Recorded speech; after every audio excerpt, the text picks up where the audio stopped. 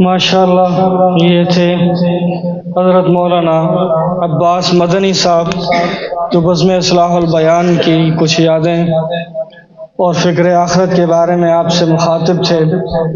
اس دوران استاد العلماء حضرت مولانا عبداللہ ہزاروی صاحب دامت برکاتہم العالیہ، استاد العلماء حضرت مولانا محمد عبید الرحمن صدیق صاحب دامت برکاتہم العالیہ، محترم جناب قاری محمد صادق صاحب، محترم جناب قاری رحمت اللہ خان نزار صاحب تشریف لائے۔ ہم تمام معزز مہمان خوش آمدید کہتے ہیں۔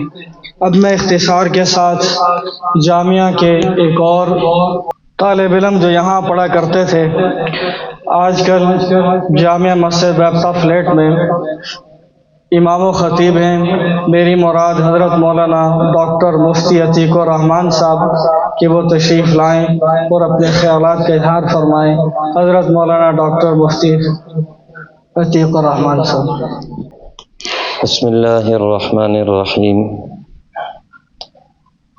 سب سے پہلے تو میں محترم داؤد صاحب کا شکر گزار ہوں جنہوں نے اس جامعہ میں آنے کی دعوت دی، اور یہاں آ کر جس طرح مولانا عباس صاحب فرما رہے تھے کہ طالب علمی کی ساری باتیں سامنے آ گئی۔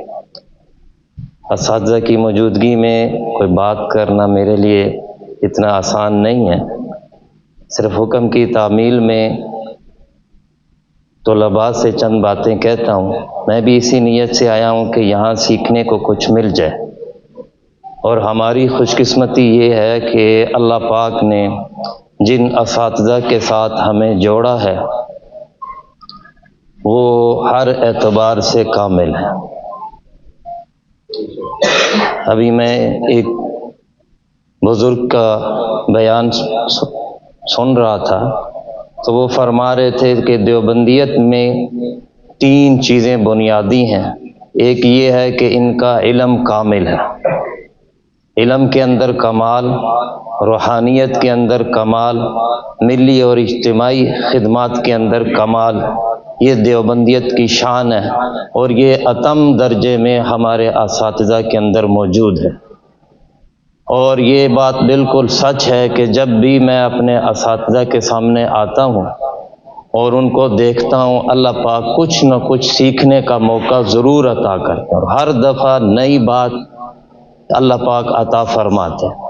تو اس لیے آپ حضرات سے گزارش ہے، یہ جو موقع دیا ہے اللہ پاک نے آپ کو جامعہ عثمانیہ میں آنے کا، پڑھنے کا، یہاں جو آپ کو حکم دیا جائے دل و جان سے اس کی اتباع کریں۔